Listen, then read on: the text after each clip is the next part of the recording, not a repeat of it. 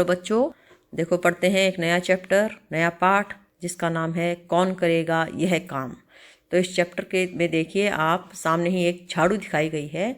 इसके चैप्टर का जो नाम है बिल्कुल उसके साथ ही, और झाड़ू के साथ ही थोड़ा कचरा दिखाया गया है। तो इसकी शुरुआत ही कैसे है कि क्या तुमने अपने आसपास ऐसे दृश्य देखे हैं। आपको चित्र दिखाए गए हैं, इन चित्रों में सफाई के काम दिखाए गए हैं। कोई एक जगह इकट्ठे ढेर से कचरा साफ कर रहा है या इकट्ठा वहाँ पर कचरा डाल रहा है, कोई सीढ़ियाँ साफ कर रहा है, कोई जो सीवरेज सिस्टम है उसको साफ कर रहा है, कोई कहीं से गंदगी ढोकर ला रहा है। ये देखिए, चारों चित्रों में सफाई के अलग अलग वो दिखाए गए हैं तरीके कि किस किस तरीके से सफाई होती है, कहाँ कहाँ सफाई की जाती है।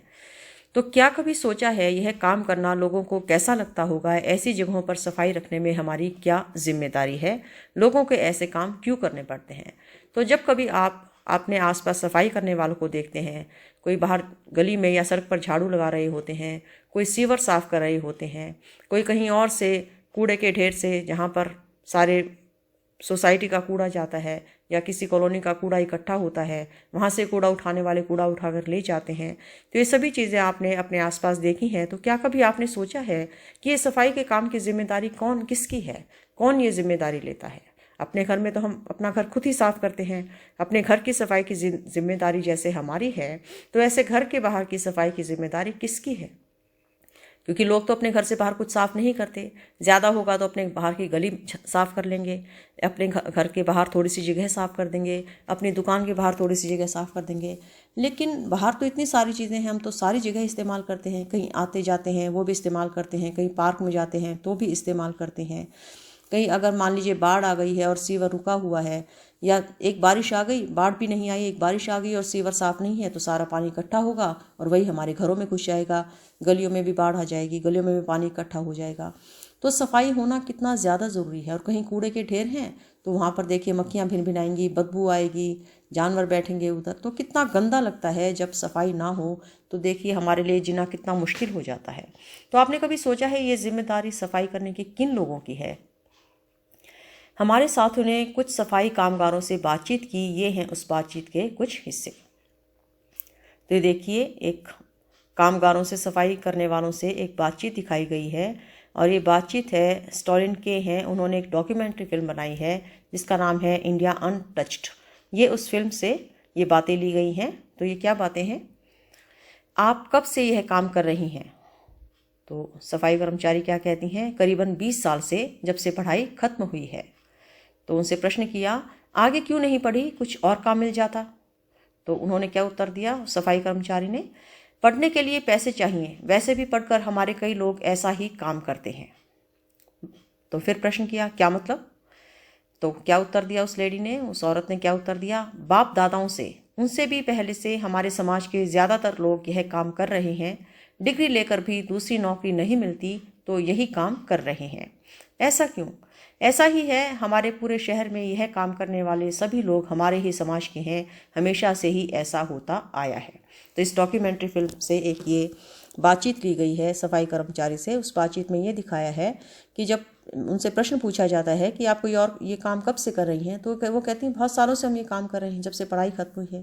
तो उनसे पूछा, भाई आप कुछ और काम क्यों नहीं करती, पढ़ाई के बाद कुछ और काम कर सकती थी? तो उस लेडी ने कहा, एक तो पढ़ाई करने के लिए पैसे चाहिए अगर हम आगे पढ़ना चाहते।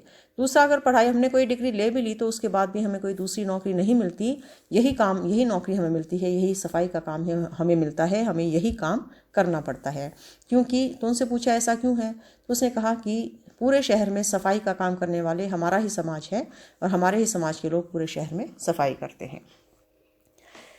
तो लिखो, जो लोग तुम्हारे घर और स्कूल के आसपास की सफाई करते हैं उनसे बातचीत करो और लिखो। तो आपने क्या करना है, आपके घर में, आपके स्कूल में या स्कूल के आसपास बाहर जो भी सफाई करते हैं, अगर आपके घर में बाहर से कोई सफाई करने वाला आता है या आती है, या आपके स्कूल में जो भी सफाई कर्मचारी हैं, या आपकी गली में, आपके मोहल्ले में जो भी सफाई कर्मचारी हैं, उनसे आपने बातचीत करनी है और लिखना है। क्या बातचीत करनी है? उनसे पूछना है वे कब से ये काम कर रहे हैं। दूसरा, वे कहाँ तक पढ़े हैं। तीसरा, क्या उन्होंने कोई और काम ढूंढने की कोशिश की। चौथा, क्या उनके परिवार के बड़े बूढ़े भी यही काम करते थे। पांचवा, उनको इस काम में क्या परेशानियां आती हैं। तो ये आपने पूछना है। लेकिन पूछने के लिए जब भी आप किसी से कोई ऐसी बात पूछते हैं तो आपको बहुत ही आदर सम्मान से ये बातें पूछनी चाहिए ताकि दूसरे का दिल ना दुखे। अब क्योंकि बहुत सारे शरारती बच्चे भी होते हैं या बड़े भी बहुत ऐसे होते हैं जो बोलने से पहले सोचते नहीं, किसी को कुछ भी बोल देते हैं, किसी को किसी भी गलत तरीके की बात बोल देते हैं तो दूसरे का मन दुखाते हैं। जैसे बच्चे क्या करते हैं स्कूल में, अगर मान लीजिए किसी सफाई कर्मचारी का बच्चा भी पढ़ रहा है तो कुछ बच्चे उनका मजाक बना सकते हैं, अरे इसके पापा तो झाड़ू लगाते हैं, अरे इसकी माँ तो स्कूल में झाड़ू लगाती है, ऐसा बोलकर उनका मजाक बनाते हैं। तो ऐसा नहीं करना चाहिए। सफाई हमारे जीवन का सबसे महत्वपूर्ण हिस्सा है, सबसे ज़्यादा महत्वपूर्ण। अगर हमें 2 दिन गंदी जगह पर रहना पड़ जाए तो हम बिल्कुल बर्दाश्त नहीं कर पाएंगे, गंदगी बिल्कुल बर्दाश्त नहीं कर पाएंगे। सोचिए अगर घर के सामने कूड़े के ढेर पड़े हैं और हमारे टॉयलेट साफ़ नहीं है, हमारा घर साफ़ नहीं है, या बाहर जहाँ भी हम जाते हैं पार्क में वहाँ बदबू ही बदबू है, कहीं भी सफाई नहीं है, तो सोचिए कितना कितना गंदा हमें लगेगा। क्या हम वहाँ पर रह पाएंगे? बिल्कुल भी नहीं।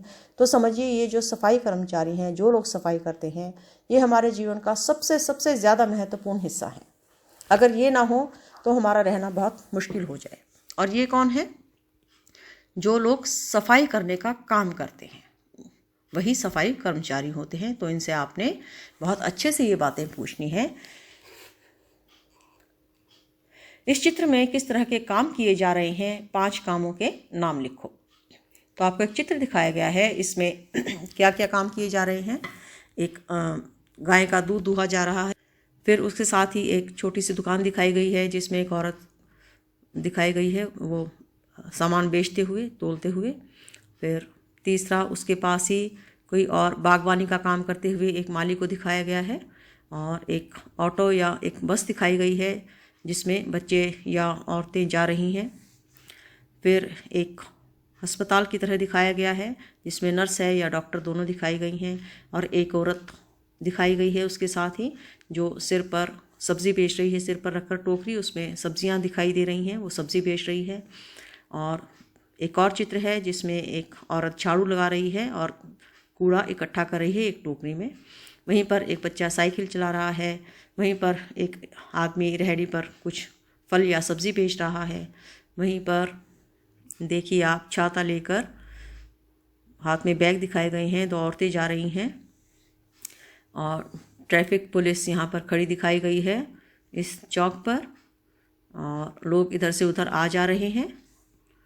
और उसके पीछे एक ट्रक दिखाया गया है जिसमें कूड़ा कचरा भरा है, ये कचरा ले जाने वाली गाड़ी है।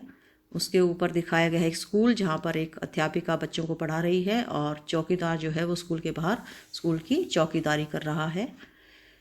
तो उसके ऊपर दिखाया गया है सीवर साफ़ करते हुए, सीवरेज, जहाँ पर शहर का गंदा पानी जिसमें से जाता है, जिन नालियों में से, उसे सीवर बोलते हैं।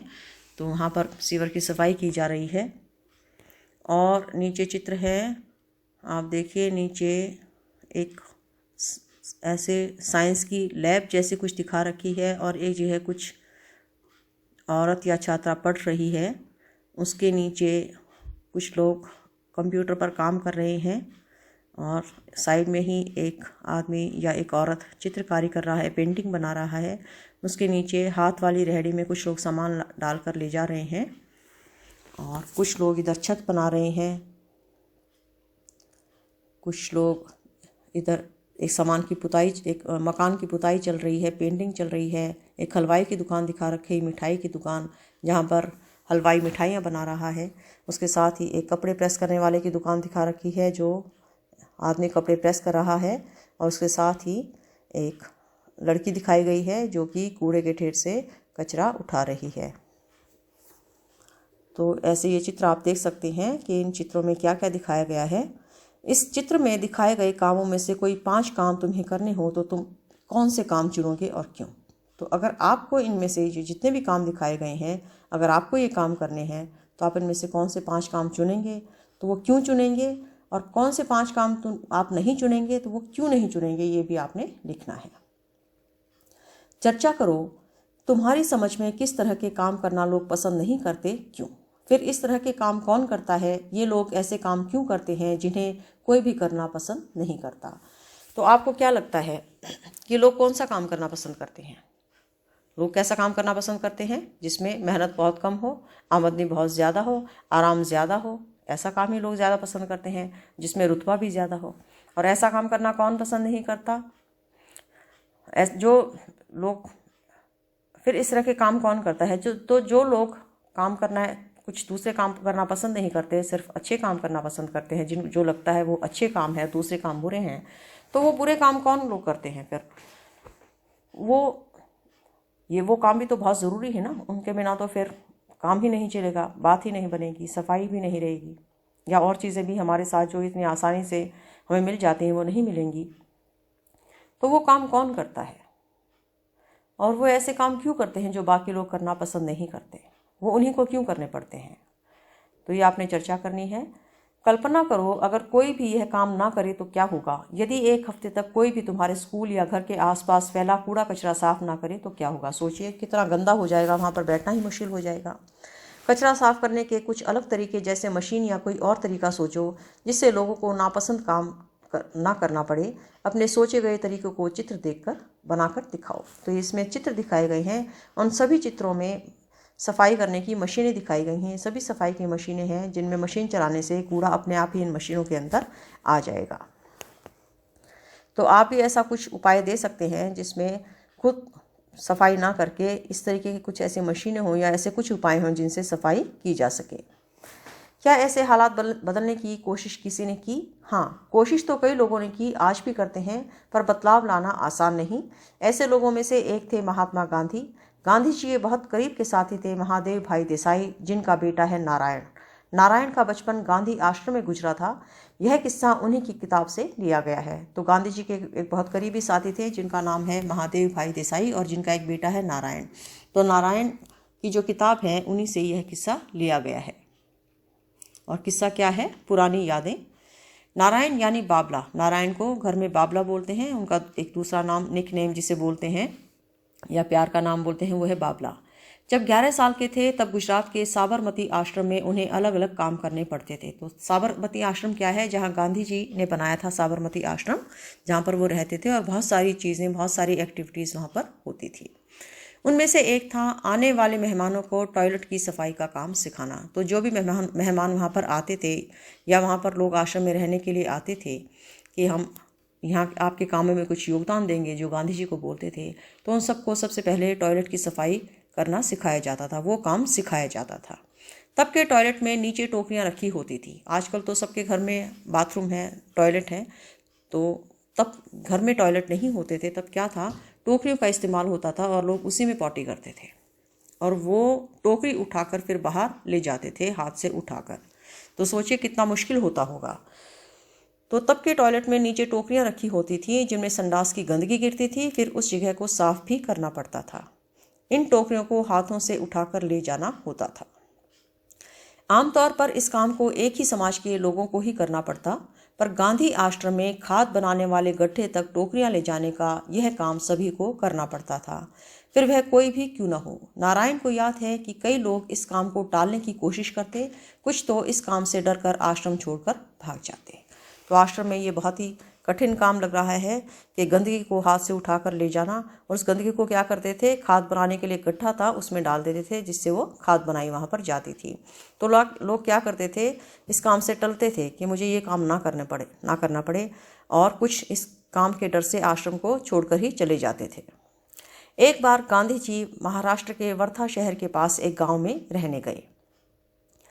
यह गाँव था तो वर्धा शहर के पास, लेकिन फिर भी शहर की सुविधाओं से परे था। अब गांव तो शहर के पास था लेकिन सुविधाएं शहर की नहीं थी।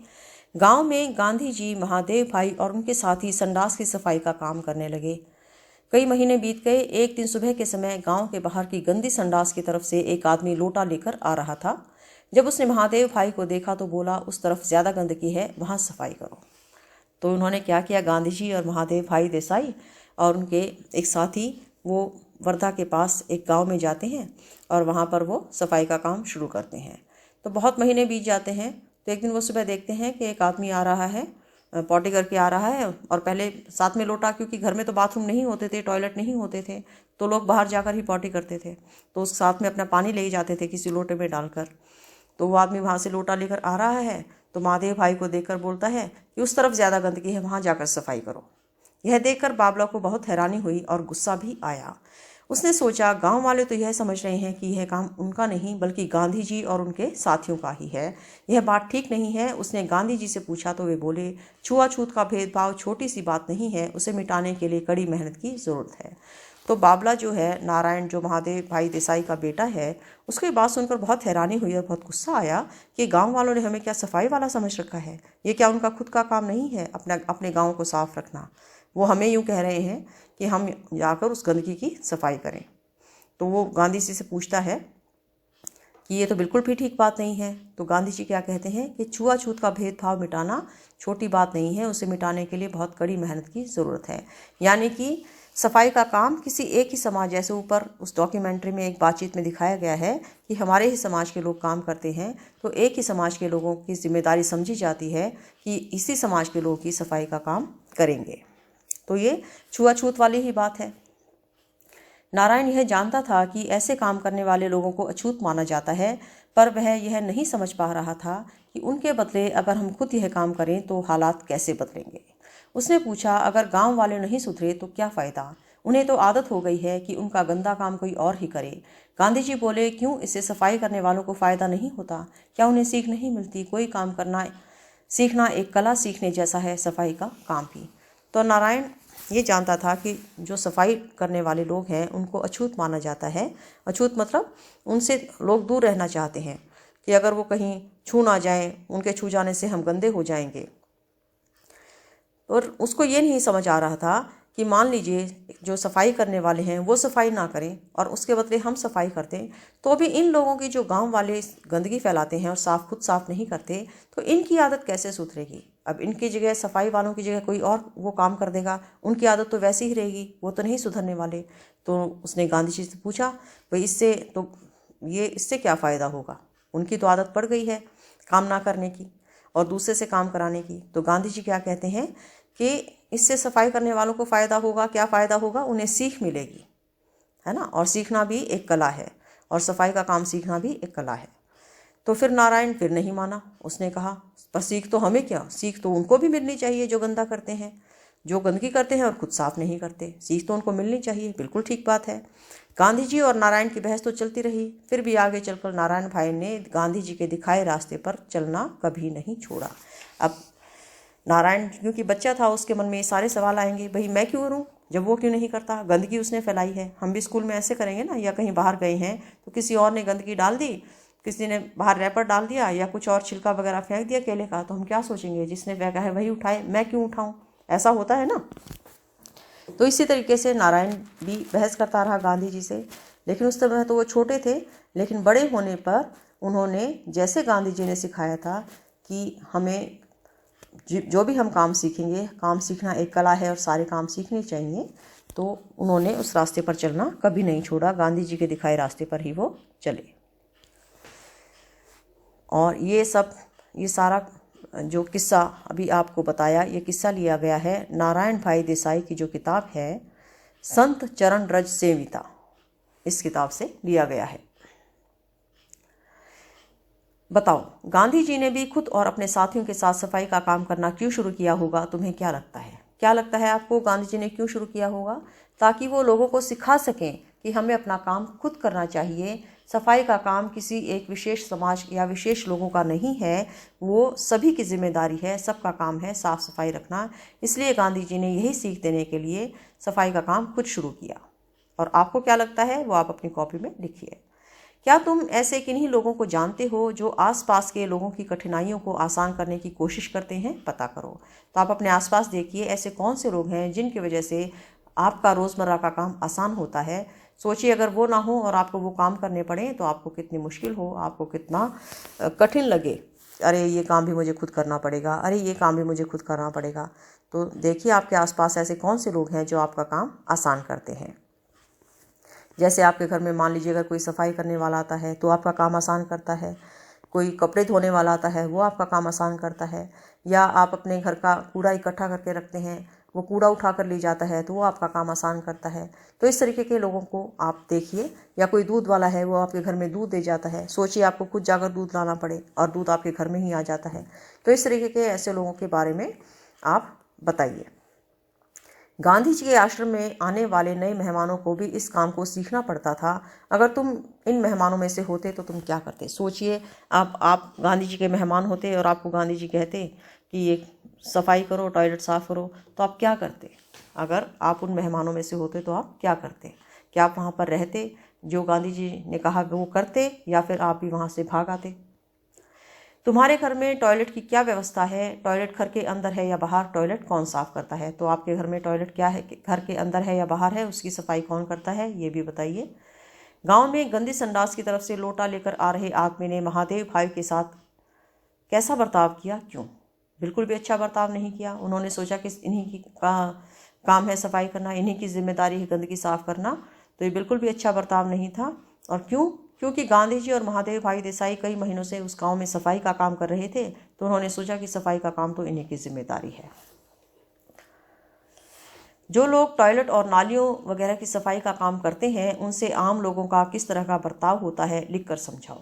अब जो लोग सफाई कर्मचारी हैं, जो घर से कूड़ा उठा कर ले जाते हैं, गलियों में नालियाँ साफ़ करते हैं या टॉयलेट साफ़ करते हैं, तो जो आम लोग हैं, जिन मान लीजिए हमारे घर में कोई सफाई वाला आता है तो हम उसके साथ कैसा व्यवहार करते हैं? आपके घर में जो सफाई करने के लिए आता है या आती है, उसके साथ आप कैसा व्यवहार करते हैं? अच्छा करते हैं, बुरा करते हैं? तो आप लिख कर समझाइए। नारायण और बाबा साहब के बचपन की बात तो अब कई साल पुरानी है, क्या आज हालात बदल गए हैं? अब ये बात जो गांधी जी के आश्रम से शुरू हुई थी, क्या उस समय में और आज के समय में कुछ फ़र्क आया है? क्या अब भी एक विशेष समाज के लोग ही सफाई करते हैं, या अब उसमें कोई बदलाव आया है? क्या अब उन लोगों को सम्मान दिया जाता है, या अब भी उन्हें अछूत माना जाता है? तो इसके बारे में आप लिखिए। आप इस कैसे लिखेंगे, कैसे पता लगाएंगे कि आपके घर में सफाई वालों से कैसा व्यवहार किया जाता है?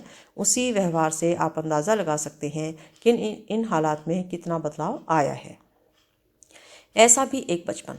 यह बात लगभग 100 साल पुरानी है। 7 साल का भीम महाराष्ट्र के गोरे गांव में अपने पिता के साथ छुट्टियां मनाने गया था। उसने देखा कि एक नाई किसी बड़े किसान की भैंस की खाल पर उगे लंबे लंबे बाल साफ कर रहा था। भीम को अचानक अपने बड़े हुए बालों का ख्याल आया। नाई के पास जाकर उसने अपने बाल काटने को कहा। नाई फट से बोल पड़ा, तुम्हारे बाल काटूंगा तो मैं और मेरा उस्तरा दोनों गंदे हो जाएंगे। अरे, क्या इंसान के बाल काटना भैंस की खाल साफ करने से ज़्यादा गंदा काम है? नन्हे भीम ने सोचा। देखिए, 100 साल पुरानी बात बताई गई है, जिसमें एक छोटा सा बच्चा जिसका नाम है भीम, जो 7 साल का है, वो एक बड़े किसान की भैंस के बाल काटते हुए देखता है एक नाई को, और उससे देखकर उसे वो सोचता है मेरे भी बाल काफ़ी बड़े हो गए हैं, तो नाई से बोलता है मेरे बाल काट दो। तो नाई कहता है अरे क्या, तुम्हारे बाल काटने से मेरा उसरा गंदा हो जाएगा, मैं भी गंदा हो जाऊँगा। तो सोचिए भीम क्या सोचता है, नन्हा भीम, अरे भैंस के बाल काटना ज़्यादा गंदा है या इंसान के बाल काटना ज़्यादा गंदा है? आगे चलकर यही भीमराव यानी बाबा साहब अम्बेडकर के नाम से दुनिया भर में मशहूर हो गए। तो ये भीम कौन थे, जिन्हें हम भीमराव अम्बेडकर के नाम से जानते हैं, जिन्होंने भारत का संविधान लिखा था। बाबा साहब ने अपने जैसे लोगों पर होने वाले अन्याय के खिलाफ लड़ाई की। आज़ादी के बाद बाबा साहब की अगुवाई में ही हमारे देश का संविधान तैयार हुआ। संविधान मतलब जो संविधान लिखा है, जो कानून में जो संविधान उन्होंने बनाया है, उसी का संविधान के तहत ही हमारे देश में जो भी जुल्म किए जाते हैं, जो भी अपराध किए जाते हैं, उनकी सजाएं तय की गई हैं कि किस कानून के तहत कौन से अपराध के लिए कौन सी सज़ा दी जाएगी। या हमारे संविधान में क्या क्या किन लोगों के क्या क्या अधिकार हैं, नागरिक के क्या अधिकार हैं, सभी नागरिकों के समान अधिकार हैं, इन सब के बारे में बताया गया है। स्कूल में एक बातचीत, आज का सच। अब स्कूल में एक बातचीत है, उस बातचीत में क्या दिखाया गया है? हेतल, मैं हेतल हूँ, यह मीना है, हम तीसरी कक्षा में पढ़ते हैं। इसमें हेतल और मीना 2 बच्चे दिखाए गए हैं जो कि तीसरी कक्षा में पढ़ते हैं। तो इनसे क्या पूछा गया है? प्रश्न, स्कूल में पढ़ाई के अलावा तुम क्या क्या करते हो? मीना, हम ग्राउंड साफ करते हैं। प्रश्न, सब बच्चे? हेतल, नहीं, सब बच्चे नहीं करते। तो इन दोनों से पूछा जाता है भाई पढ़ने के अलावा तुम स्कूल में और क्या काम करते हो? तो ये कहते हैं सिर्फ मैं और हेतल ही ग्राउंड साफ करते हैं, बाकी बच्चे नहीं करते। मीना, हमें संडास भी साफ करने पड़ते हैं, सबको दिन बांट दिए गए हैं, मैं सोमवार को करती हूँ, यह मंगल, यह बुध। ऐसे हमारे समाज के सभी बच्चे करते हैं।